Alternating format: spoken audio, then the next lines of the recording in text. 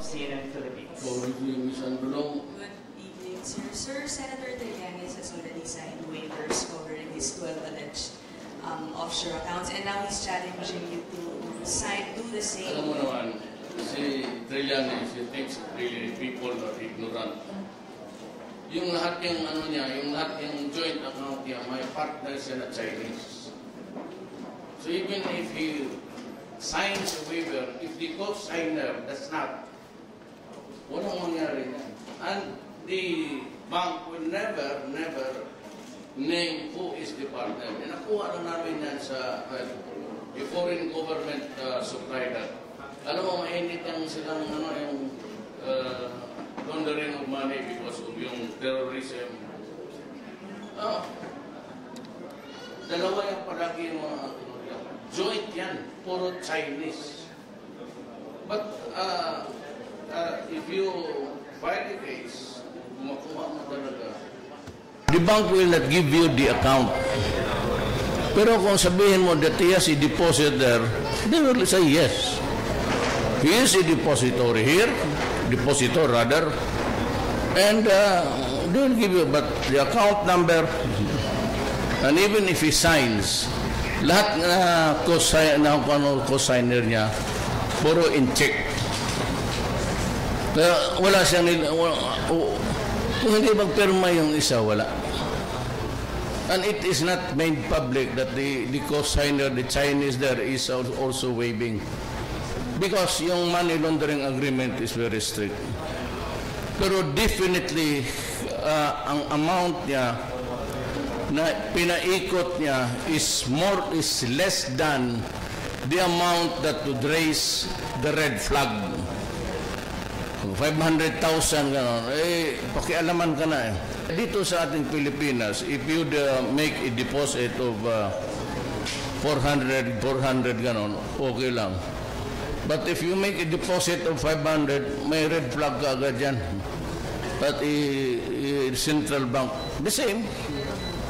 Pero he has, but he's the one lying. Marunong eh. He has perfected the art of crime. You previously, sir, mentioned that you will be revealing his bank records. Are you still going to do that? And kasama po ba itong sinasabing offshore accounts? Yes, we are building a case. Mahirap kasi. Bank secrecy law. Kagaya rin sa kay Marcos, hanap yung and still, sabi ni Amy, meron, gusto nilang, that was her explanation, and I said, well, I will make it possible. Then I will pass it to Congress. Congress might decide to pass an enabling law for anybody to, ang kausap na niyan is Department of Justice, then representative of the Finance, then Central Bank. Hindi yung sabi na moronic ako na pumayag. I cannot agree or disagree with a proposition na wala akong authority. The President, remember, says the agreements. The President cannot make the agreement and enforce it for yung isang moron na kagaya ko. Sabi niya moron for his education. Last, sir. So, what is your response sa challenge niya, sir, dun sa waiver daw po sa inyo? I will make it public. There's a few days. But I'm giving the caveat that there's much thing to do, but it's not that easy.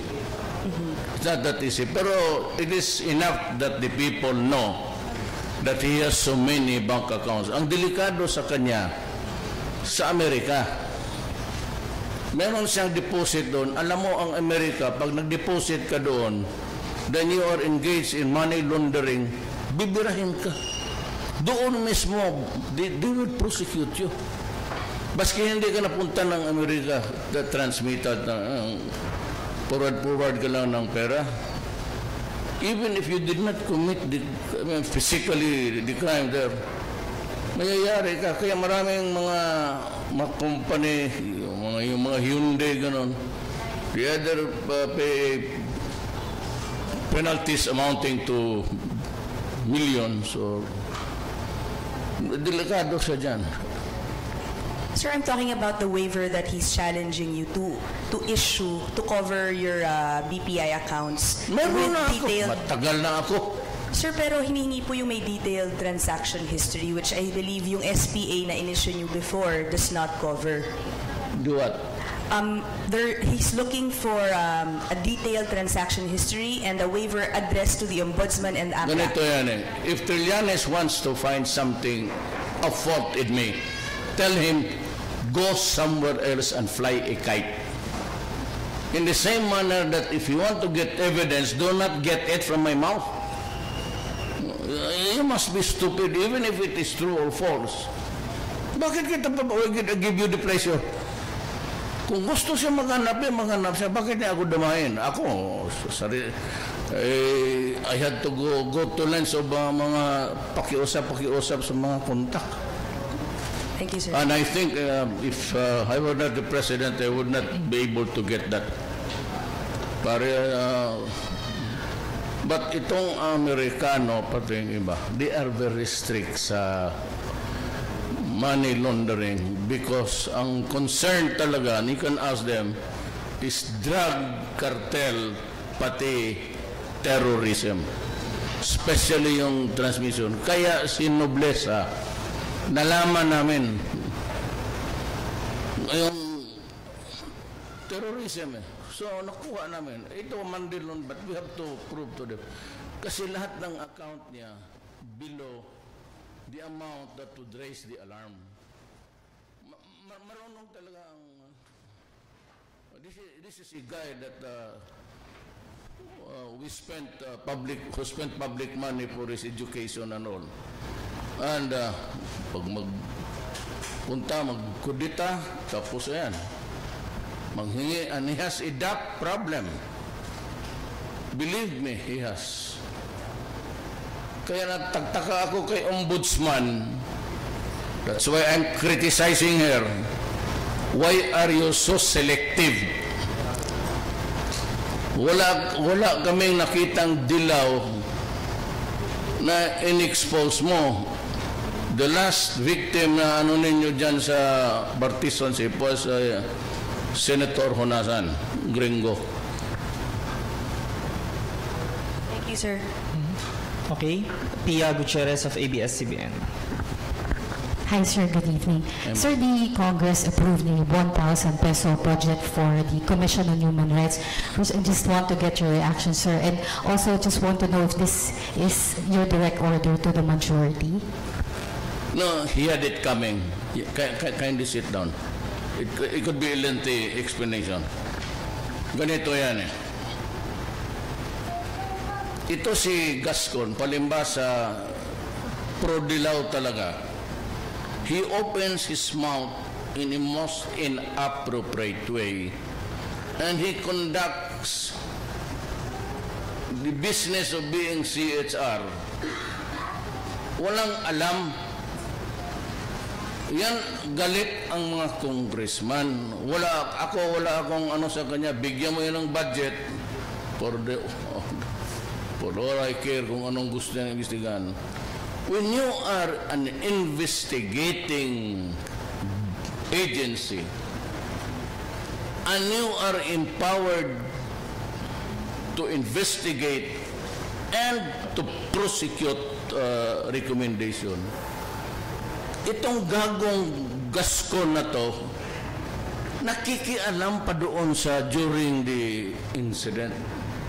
Huwag kang pumasok dyan. Palibasa nga hindi nga abogado ang tuntok.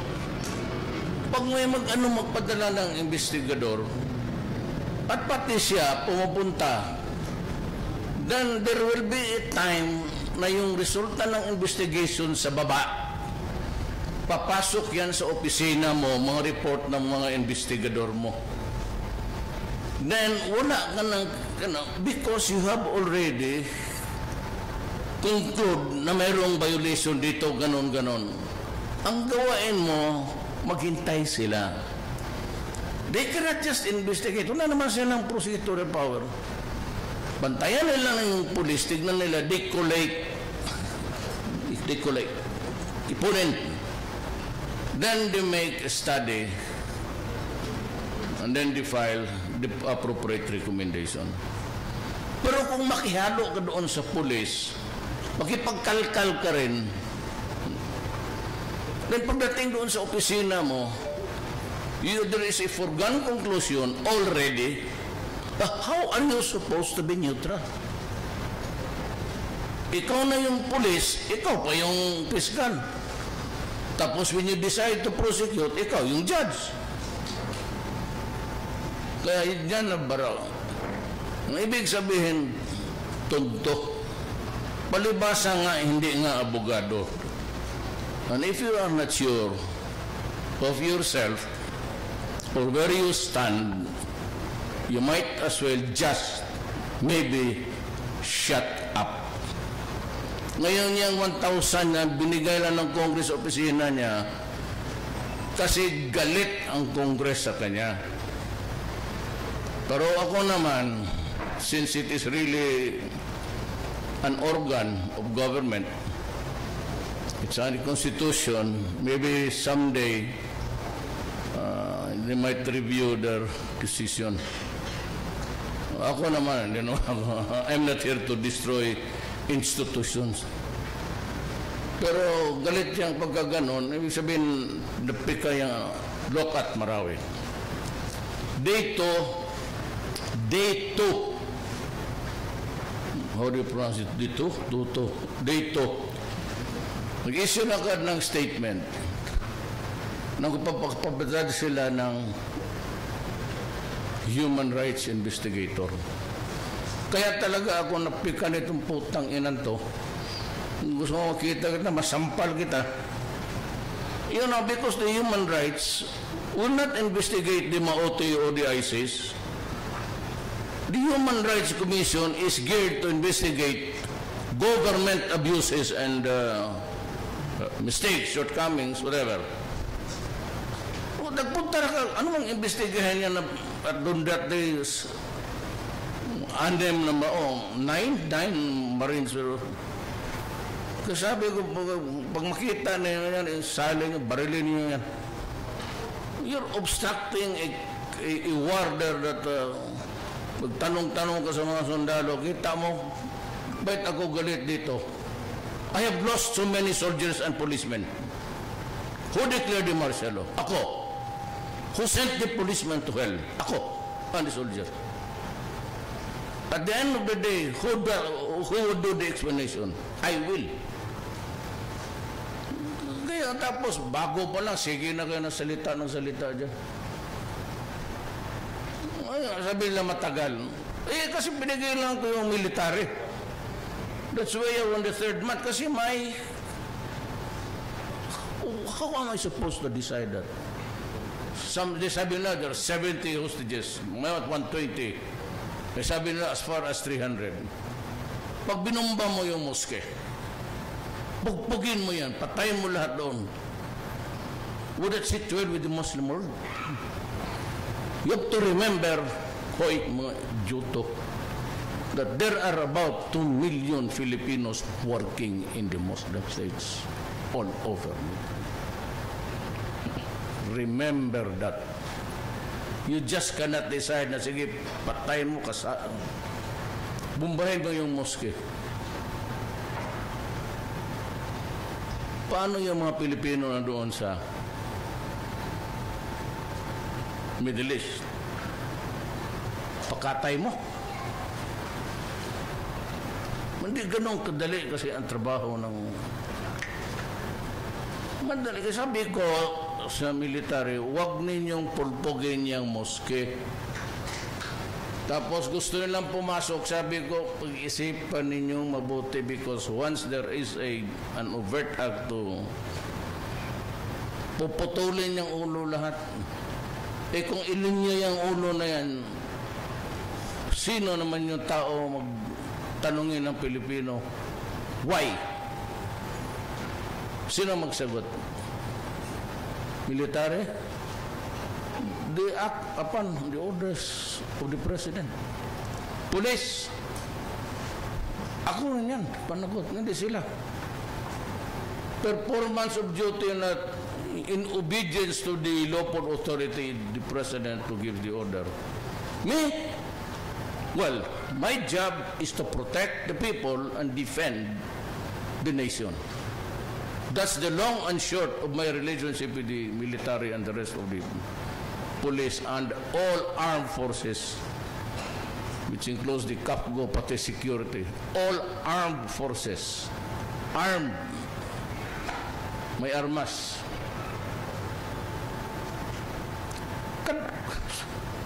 Madali sabihin. Tingnan mo yung gira niya. Sabihin ko lang, pasukin na ninyo yung bukas. Sabi ko, maghanap kayo ng paraan. Sabi lang kita, paano ka Sabi ko, wala akong magawa niyan. Maawa kayo sa akin. Marami akong isipin na burden. Karga ko lahat yan. Ang mga kababayan natin sa labas, karga ko yan. Hindi lang dyan. It's not a simple matter of a law and order existing in Marawi. It has so many consequences and implications. Okay, next question. Okay. Leila Salaveria of Philippine Daily Inquirer. Bago ka man, ma'am, no? Hindi, sir. Hindi po. Dati ka na rin. Opo. Since June. Good evening, sir. Sir, you said last week that the killings of teenagers could be part of the plan to sabotage the police. Have you identified who these suspects are? Maybe. I'm trying to. There's the sabotage. So why do you have to kill the teenagers? What's your purpose? What do you get? At bakit ko gawain yan sa Pilipino? Na ako yung presidente. Why would I kill innocent persons? Ano ako, si Trillanes? By the way, si Trillanes sabi niya, Duterte should see a psychiatrist. Pumunta na po ako ng psychiatrist. Nagpakonsulta na ako. Tapos there was a series of questions at binigyan ako ng aptitude test. Pagkatapos sabi niya, bata, maswerte ka. Bakit, sir? Dok, stage 1 ka lang sa insanity. Yung isang pasyente ko, stage 3. Sabi ko, sino yan, sir, Dok? Di, trililing. Kaya nga trililing tawag eh. Di, sabi ko, Dok, paano ko malaman na stage 3 ako? Sabi niya, when you act like Trillanes, or what is he doing now, stage 3 ka na. So yung insanity ni Trillanes, sige, siya may kasalanan. Sabi niya, punta ako ng psychiatrist. Nang natimingan ko, psychiatrist din pala niya. Stage 1 ka, bata. Pero maswerte ka, yung isang kliyente ko, stage 3. Sino yan, sir? Huwag ka lang magalit, ha? Sabihin ko ang pangalan. Sige, sir. Si Trililing. Ano? Paano ko malaman stage 3 na ako? Kung asta mo, pareho kay Trillanes ngayon, yan na yan. Stage 3 ka na. Ko ay salamat. Malayo pa pala. Sir, going back to the saboteurs, wala pa po kayong pinaghihinalaan kung sino yung behind these killings? Siyempre, hindi ko rin sabihin dito. Baka membro ko rin. Pero sir, based on the information that you got, how exactly are they planning to use this and what's their end game? Again, the question is very clear to me. Sir. Sir, based on the information that you got, how exactly are these saboteurs planning to use the killings against the administration and what is their end game? I don't know. It's always, alam mo, politika dito eh. Ang politics dito sa Pilipinas, saraan talaga. Before the election, billion ang 211. Sabi ko, you are in power. Get it from the banks. Kayo ang in power ngayon. Ngayon, nagpirma ako ng yung waiver. Gusto pa ng Sabi ko, gago ito. Nagpakita ka ng account, nag-wave ako, gusto pa niya ng iba. Sinuwerte ka. Sabi ko, wala ako niyan. Sinasabi ko, nag-waiver na nga ako eh. Sabi mo, bilyon-bilyon. 211 million. O sabi ko, kung meron ako niyan, mag-withdraw ako pagka-presidente. Ngayong presidente na ako, kung meron ako niyan, bababa ako pagka-presidente. Thank you. Sige, ibigay ko sa kanila. Kasi ang mag-Secretary of National Defense siya man daw. O ambisyon niya alam mo ito si Trililing, adre kung bright ka, bakit hindi ka Vice President? Ako yung minamata mo, ako yung presidente. Ikaw yung believe sa sarili, sobra. Alam mo kung mahusay ka na magiting ka talaga na lalaki, if you are really that wise and that bright and everything, you ought to, or you should be the Vice President now. Kaya tumahimik ka nga, doon ka lang sa kudita. Yan ang ano niya, style niya. Tigas-tigas, gano'n. And once, my son, I said, hindi lang sinabi ni Pulong. Sabi ko, look, pag magtanong siya, Mr. Senator, you want me to go to prison, correct? Yes. And you want evidence, is that right? Yes. So, you want to get the evidence now. That's why we have this hearing, right? Oh, yes. Eh, gano'n talaga ang sagot niya. You want me to go to jail, right? But you're looking for the evidence, correct? Yes. Kung hindi ka gago, get your evidence somewhere else. Do not get it from my mouth. Bakit ako gamitin mo sarili ko? Loko-loko ka ba? Yan ang problema sa hindi abogado, tapos pa-bright-bright. Pagalit-galit, patapang-tapang. O kita mo yun, gusto ni Gordon na expel siya. It might come because yung behavior niya talaga. Ako, ganun rin. Maybe. Kung ako rin ang nasenador, ma-expel kasi yung bunganga ko minsan kasi hindi ko mapigilan. Ewan ko. Okay. Mr. President, our last question po. Joseph Sir? Morang of GMA7. Sir, good evening. Yes, sir. Sir, hindi na tayo, baka makaharang lang. Sir, I'd like to go back to Senator Trillanes, and I just want to make sure that I don't misquote or misunderstand what you said. You said that for him to just go somewhere else and fly a kite. So in relation to his there, you're not calling the there, sir. I mean, you're declining his there, no? Ibig sabihin, I don't know his IQ, the IQ quotient. Maybe he's just lucky that he was able to enter PMA. But ang quotient nito tingin ko ni Trillanes, it's about 14. Hindi nga mabot ng 15. And look at his crazy thing, his many antics dyan sa senador. Calling the senators by name, insisting on a question that is not really relevant or not allowed to be asked. Hindi man niya alam yung mga ganon. Yung the right to silence. You know, when I say, I will not answer you because my answer might incriminate me. It's just yung blanco nga, wag mo ako manghanapan ng mali. Gusto mo wag sa bunga ako. And you cannot draw an inference when I invoke a constitutional right. In the same manner, pag sinabi mo, I did it because of press freedom, I cannot infer na ayang babae na yan, galit ka o nabayaran. No one is allowed to make any adverse inference for some guy using his constitutional right. You cannot draw anything. You cannot infer, you cannot imagine anything bad. Because it is sacred. Hindi mo sabi na silence means consent. It's not allowed.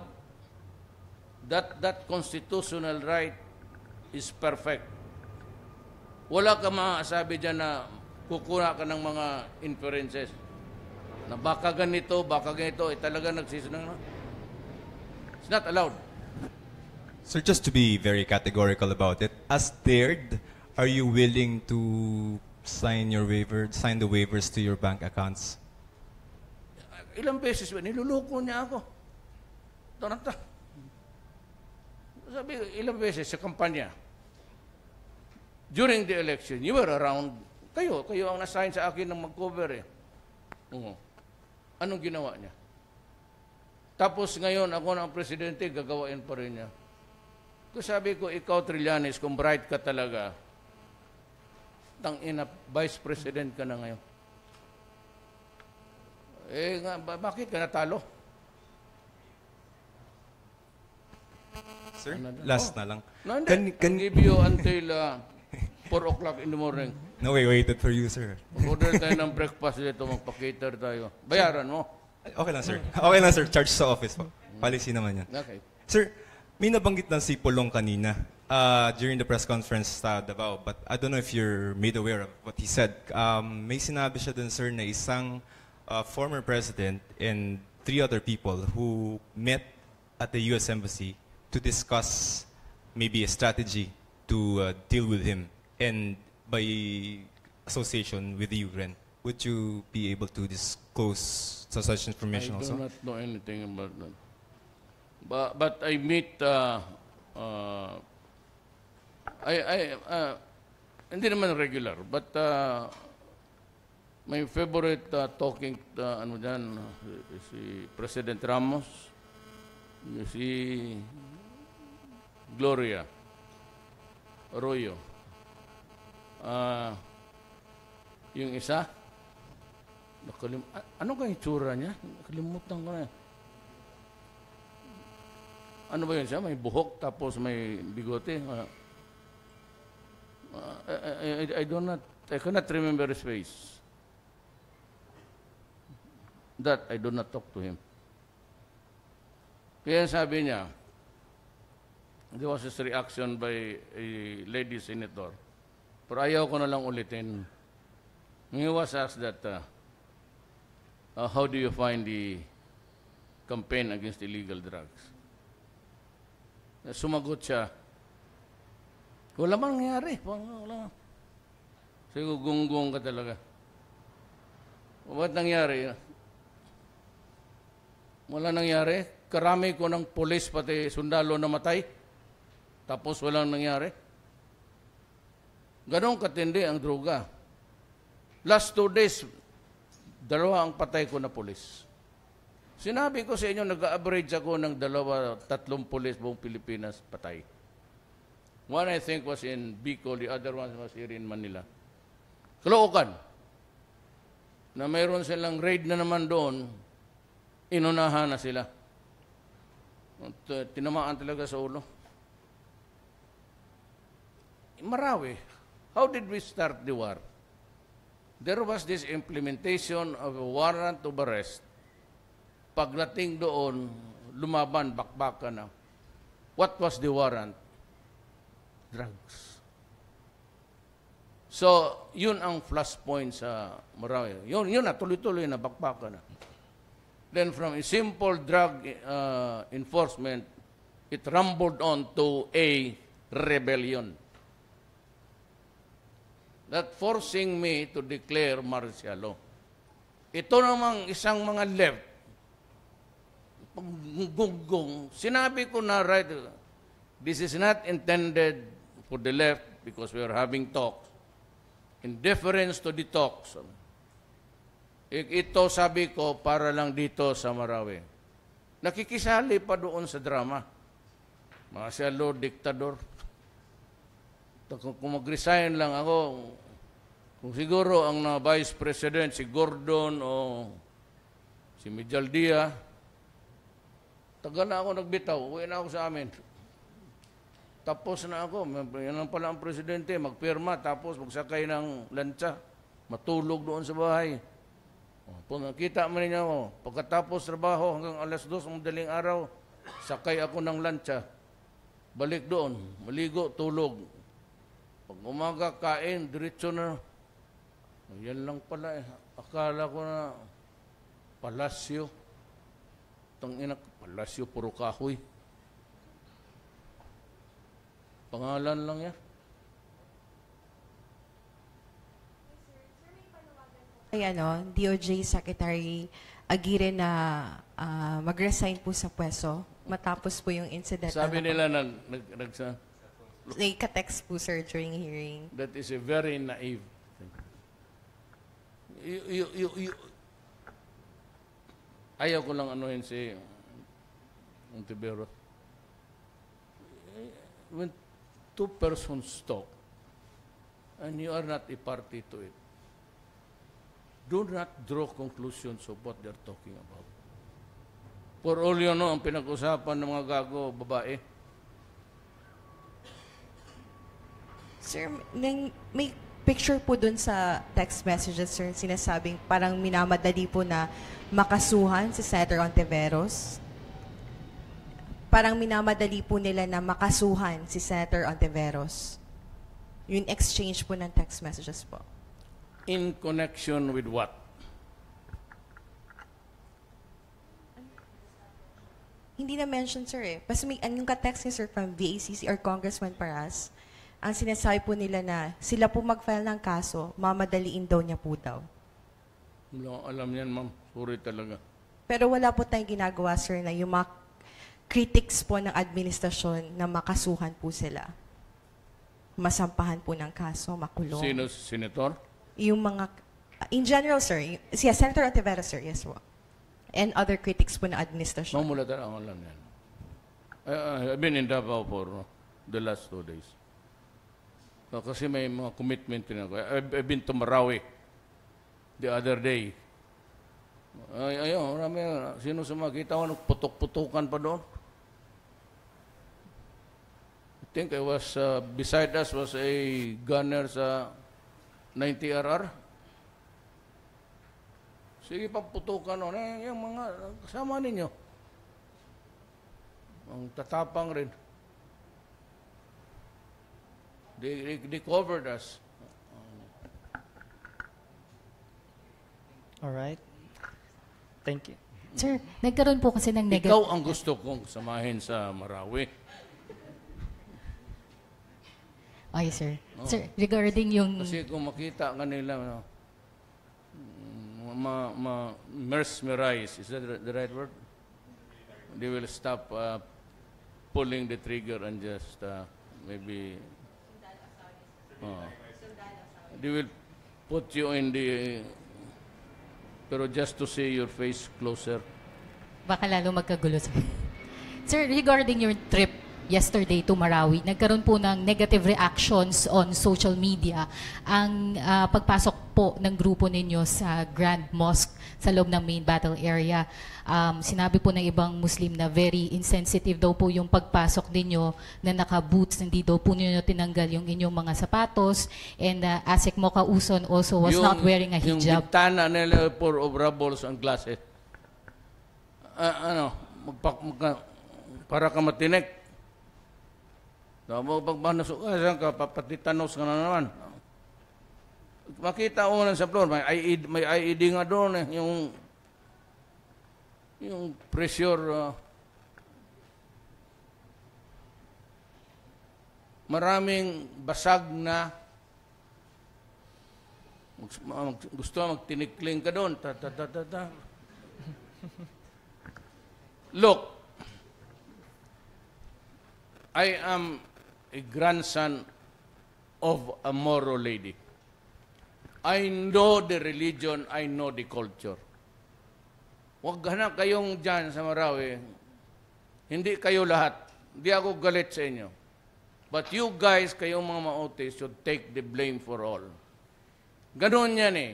He who is the cause of the cause is the cause of them all. Ikaw yung nag-umpisa, kainin mo yan, tiisin mo yan kasi ikaw yung He who is the cause of the cause is the cause of them all. Magpasugat kami ng paa.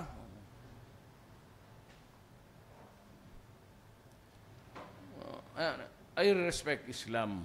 That was the religion of my... There was no... It was not meant to disrespect or dishonor. Ayaw ko lang matinik, pati yung lahat. Kasi matanda na ang pumasok, si Speron, ako, si...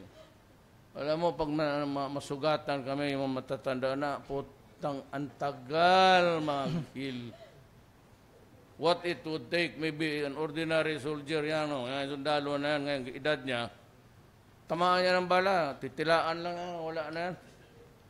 Pero kami matinig, kami na, wala na. Hindi na maayos. Because when you are old, the healing is very, very slow. Kaya kami takot matumba because kung ma-fracture, ganon. Before anything else, it is the right of preservation. Kaya lang kami doon nag-standby. Ayaw marin ang ground commander doon, nandoon kami sa pumuputok. Ako gusto kong tignan. Sabi niya, wag, diyan ka lang. Sabi niya, pumasok ka kasi yung bala, ulo. Do not draw unpleasant inferences because nobody wants to dishonor a religion. Me especially.